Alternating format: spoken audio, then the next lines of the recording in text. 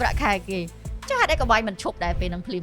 បទពិសោធន៍យើងជាង20ឆ្នាំហើយចុងក្រោយយើងមានសេរីភាពពេញទី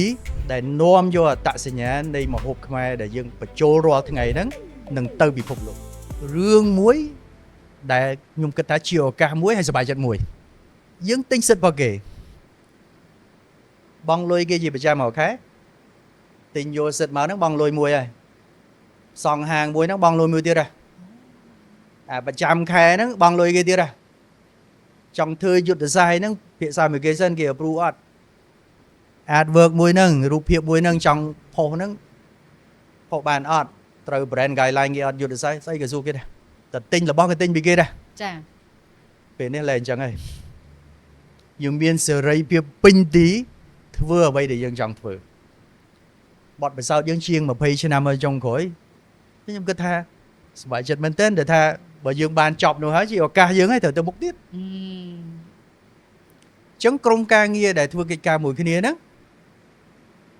យល់ដូចគ្នាពួកយើងទៅជែកគ្នាថាអូពេលនេះឱកាសយើងហើយយើងទៅបង្ហាញថាបទពិសោធន៍យើងមកនេះយើងអាចធ្វើអីបានសម្រាប់ខ្ញុំឱកាសមួយសម្រាប់ខ្ញុំមួយក្រុមការងារជាមួយក្រុមហ៊ុនហើយសម្រាប់ឱកាសធំជាងគេសម្រាប់ប្រទេសខ្មែរក៏ដូចជាប្រជាជនខ្មែរដែរពួកពីមុនយើងទិញសិទ្ធិពីគេម៉ាករបស់គេយើងបង់លុយគេរហូតថ្ងៃណាមួយគេចាប់កុងត្រាអាហ្នឹងផុសគេដដែលចាពេលនេះឥឡូវយើងធ្វើអ្វីដែលយើងធ្វើរាល់ថ្ងៃនេះបន្តទៅវាជារបស់យើងបេសកកម្មមួយដែលខ្ញុំចង់បានតទៅអនាគតនោះថា brand TPC នេះដែលនាំយកអត្តសញ្ញាណនៃម្ហូបខ្មែរដែលយើងបញ្ចូលរាល់ថ្ងៃហ្នឹងនឹងទៅពិភពលោកមកដល់កន្លែងហ្នឹងខ្ញុំត្រូវទ្រាំមួយបងឯងដែរពីព្រោះជាអ្នករស់ស៊ីវាពិបាកបងជួនកាលបងឯងយល់អញ្ចឹងឯងសំខាន់គឺគេយល់ដោយបងឯងអត់ហើយគេជាអតិថិជនដែលរួមទាំងខ្ញុំបុគ្គលិកខ្ញុំឯហ្នឹងចង់ឃើញថាបើថាឲ្យវាខ្មែរវាច្បាស់ថាខ្មែរអញ្ចឹងណាបងយើងអត់ដែលបានគិតអាហ្នឹងទេចាយើងគិតថាធ្វើម៉េចឲ្យយើងអាចរស់បានព្រោះដូចខ្ញុំជម្រាបកណ្ដោមវារឿងច្រើនពេកវារឿងច្រើនពេកហើយក៏អត់ដែលបានគិតថាទៅពណ៌នឹងទៅម៉េចឈ្មោះនឹងទៅម៉េចដូចខ្ញុំធ្លាប់ជម្រាបថាឈ្មោះយើងធ្វើម៉េចឲ្យគេងាយស្រួលចាំងាយស្រួលអានចាគិតទៅអញ្ចឹងប៉ុន្តែយើងអត់បានគិតមួយជ្រុងទៀតនោះដែលថាតើសាធារណជនមើលមកតើនឹងយល់ថានឹងវាទៅជាម៉េចសូមបើមុខកញ្ចក់តិចឈ្មោះហ្នឹងចុះឈ្មោះទៀតត្រូវអត់